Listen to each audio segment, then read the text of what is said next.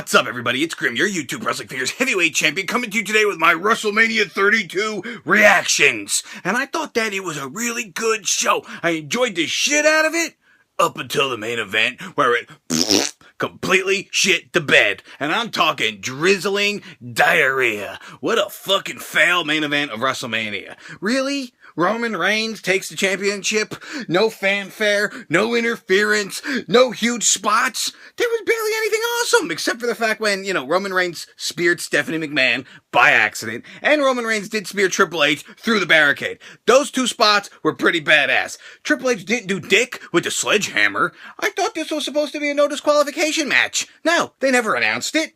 They never announced it on Raw, they never announced it on SmackDown, they didn't announce it on WrestleMania. So a couple advertisements said it, but it wasn't a no DQ match. Triple H couldn't even use the damn sledgehammer. And the people were booing Roman Reigns. People were pissed. They were salty as pretzels out in the audience, 100,000 strong. Boo! No, they weren't, Graham. I didn't hear anybody booing. Yeah, because the WWE producers were fucking with the audio mix. You could barely hear the audience, but trust me, everybody who was there, confirm it down in the comments below how loud those boos were. They were deafening. So Roman Reigns hits Triple H with a spear. 1, 2, 3. The crowd erupts in even bigger boos. Roman's the champ, and Vince McMahon's backstage jerking off. He's like, oh yeah. Oh, Roman's the champ. Oh, really, Vince? Come on, man. It wasn't even an exciting match either. And I think, if it was more exciting, Roman Reigns versus Brock Lesnar was a way better match last year. At least Triple H and Stephanie McMahon had a cool entrance. They did a Skeletor and Evil Lynn gimmick. Well, the big beak incarnate is Skeletor. Ah! Roman Reigns didn't have any type of special entrance. This son of a bitch should have came out in a laser tag game or something. A bunch of little 5-year-olds running around with laser tag guns, wearing little laser tag vests. Wouldn't that have been fun? At least it would have been comedy or something. R.I.P. Wyatt family. Now, we didn't even know if the Wyatt family were going to be even on the show. They weren't booked. We just had 5 hours of action, right? And out comes The Rock. The Rock's touting the attendance record. Okay, great. The Rock comes out with some kind of flamethrower, and he's blowing flames all around, and I'm like, did he just come out of the closet, baby booster bitch? I didn't know that The Rock was flaming. I always thought that The Rock was electrifying. But here he is with this big flamethrower. But then out comes the Wyatt family. And I'm like, oh great, finally we get to see The Rock roast the Wyatts. I could just see The Rock. Bray Wyatt, you come out here with your garbage beard, your Halloween mask, and your cute little smock. What are you gonna do? Play finger paints? It doesn't matter if you're gonna play finger paints. No, he didn't go that far, but he did say something about he's the eater of Hot Pockets instead of the eater of worlds. That was funny. And then all of a sudden, through some trash talk, there's an impromptu match. The Rock versus Eric Rowan. Rock bottom, boom, done. The Rock beats Eric Rowan in 6 seconds. That was a match. 6 seconds. A new WrestleMania record. R.I.P. Eric Rowan. Just fire him. We can't take him seriously now. I know it's The Rock, but how the hell are we supposed to take Eric Rowan seriously when he just got beat in 6 seconds at WrestleMania? Too stupid! Get rid of the fucker. He's done. He's done. He's dead to me. So now brown-ass Blowman and Gay Wyatt. Oh, baby booster bitch. I want a piece of the cock. Here comes Gay Wyatt. Apple juice! What? John Cena's back? Oh, he's cleared for competition. Might as well have him come out there. Him and The Rock beat the shit out of brown-ass Blowman and Gay Wyatt. And that's it. R.I.P. Wyatt family. The bastards are buried. Now I want to talk about Hell in the Cell. Or should we call it Age in the Cage? Because, Shane McMahon and The Undertaker are both pretty old. And they're fighting for control of the company. But it's not the main event of the show. Too stupid! So this match starts off, and they're really going at it. They're really trying to make it look brutal. Shane McMahon hits the coast-to-coast with a garbage can. Undertaker hits a choke slam on the solid steel steps to Shane, right? And then all of a sudden, Shane grabs some bolt cutters. He starts cutting the side of the cage. And then the Undertaker slams him through the side of the cage. And then Shane McMahon lays the Undertaker on the table. And then Shane McMahon climbs to the top of the Hell in the Cell. Oh God, Shane, don't do this. Where the fuck was Jim Ross to call this? Oh my God, Shane with the leap of faith off the top of the 20-foot Hell in a Cell. Backstage, Mick Foley was like, God damn it. Here goes Shane off the top. Ah! Undertaker moves right through the friggin' table. Now, Shane did not die. You want to know why? Under that announce table was an air pillow. And you could see it go out the back towards the crowd, and you could sort of see the table lower a little bit. It was still a huge impact. It was still a huge impact. It was still a sick stunt. I'm not trying to take anything away from it, but he didn't just fall through a table like Foley did. So, because he would be dead. I'm sorry. Nobody just falls like that through a friggin' wood table and survives. It doesn't happen. Thank God for that stunt pillow. And the Undertaker's reaction was hilarious. He was sitting there like this, funny as fuck. The Undertaker gets up. Shane McMahon's like, come on. The Undertaker's like, I'm gonna end you, boy. Picks him up, boom, tombstone, 1, 2, 3. No interference! Mean Street Posse, where are you? Balor Club, where are you? Nothing, no interference. Control the company, nobody gives a fuck. Whatever. It was cool to see Shane McMahon come out for his entrance with his kids, you know? I mean, Undertaker's like, I'm gonna kill you in front of your wife and family. Well, you know, the Undertaker didn't really kill him. Shane tried to kill himself with that friggin' jump. It was in Shane. It was crazy to see that after that was the Andre the Giant Battle Royal. And, you know, full of fucking jobbers, pretty much. But they snuck somebody in there. Tatanka. They snuck somebody in there. Baron Corbin. And then they snuck Shaq in there. What? Oh, Goldberg's coming back. Oh, John Cena's coming back. We got Shaq. Why? 'Cause reasons. Shaq is in there facing off with the Big Show. They toss out Damian Sandow in 5 seconds. Oh wait, here's Diamond Dallas Page. What the fuck? Why is he in there? And it was actually cool to see, in the end, we didn't get some old asshole like Big Show Kane or Fart Henry winning it. We got to see Baron Corballs. You know, the guy from NXT that's big and boring, so... Big boring guys reigning supreme here. We had Lita unveil the WWE Women's Championship. No more butterfly belt, bitch. That thing is gone. Sasha Banks, Becky Lynch, and Charlotte are gonna battle it out for this belt.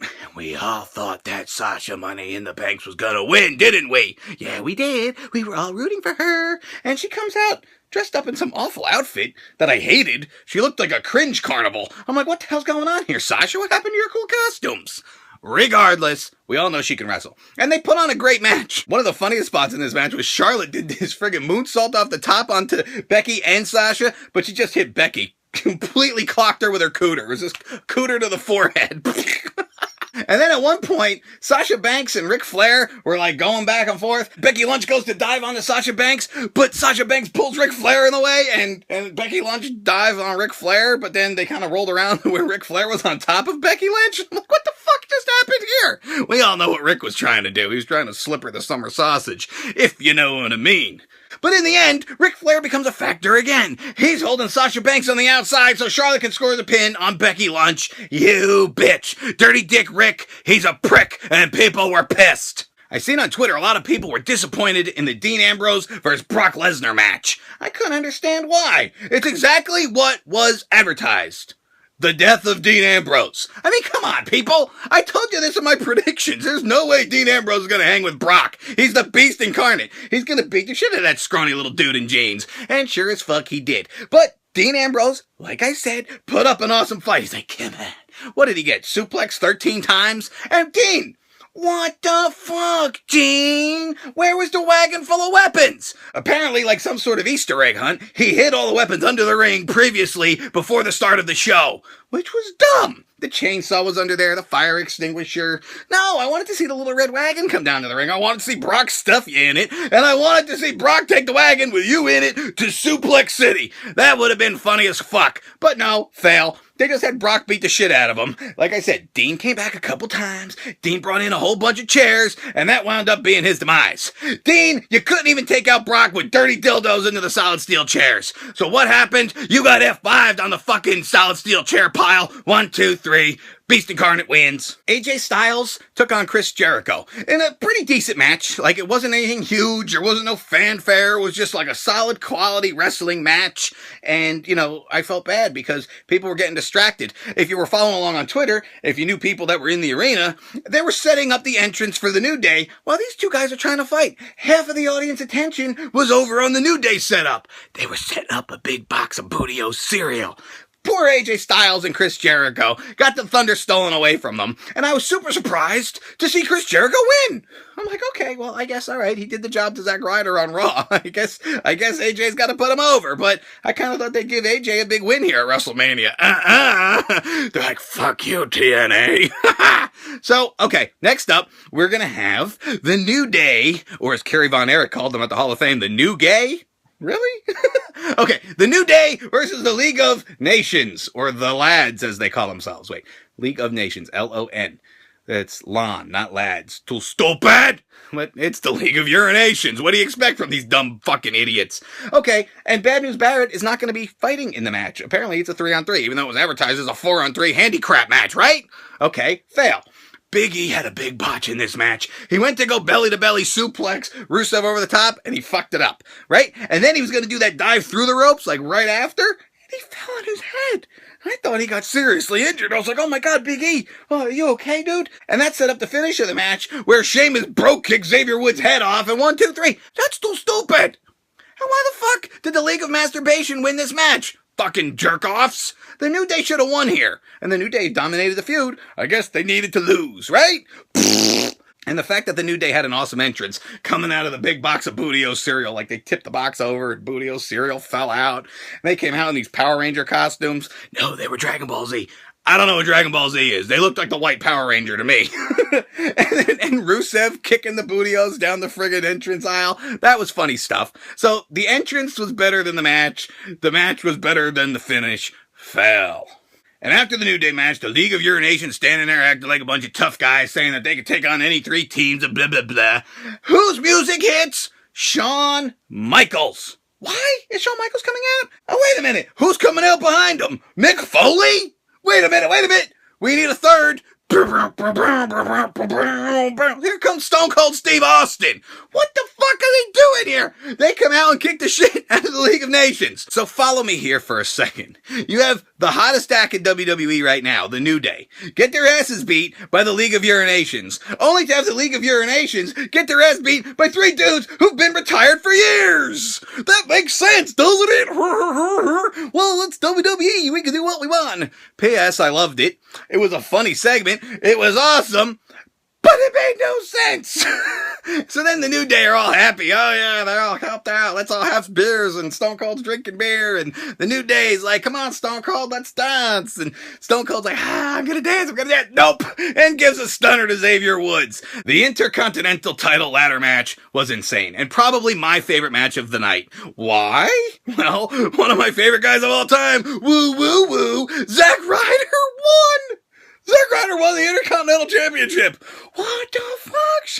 How the hell did this happen? I think they wanted to surprise us. They're like, well, you know, nobody is going to give Zack Ryder a chance. Yeah. So we're going to put him over. Yeah. We're going to give the crowd something they really want to see, you know, because we're going to piss them off later with Roman winning the championship. Yeah. So, yeah, Kevin Owens nearly dies. People were legitimately tweeting me. They're like, is Kevin Owens dead? Because Sami Zayn gave him like this friggin' half-sleeper suplex onto a ladder, and it did look like he died, but I'm sure he's fine. I'm sure if he died, they would have told us. There were some more sick spots in the match. Sin Cara, he got pushed off the top of the ladder onto Stardust, who was laying on a ladder. Stardust was wearing a Dusty Rhodes memorial costume and had a Dusty Rhodes black and yellow polka dot ladder, even though he's not Cody Rhodes, right? Right, okay. We've seen, like I said, Sakara do a big flip to the outside. Zack Ryder did a huge elbow drop off the top. And Zack Ryder takes the title! How exciting is that? Good for you, broski! Okay, so now we have to talk about the pre-show. On the pre-show, we got to see an empty arena match when Kalisto defended the United States title against Ryback. And why was it an empty arena match? I don't really know what happened, but apparently there was some type of fail in the ticketing system at this AT&T Stadium, and people weren't allowed in. So here they are starting a match, and there's literally not people in the front row. On like the off-camera side, they moved everybody around to kind of make it look like it was full on the hard camera side, but there was nobody in the arena. You panned around with big empty sections all over the place. People were pissed, standing outside sweating in the sun. They can't even see the fucking United States Championship match, which was pretty good.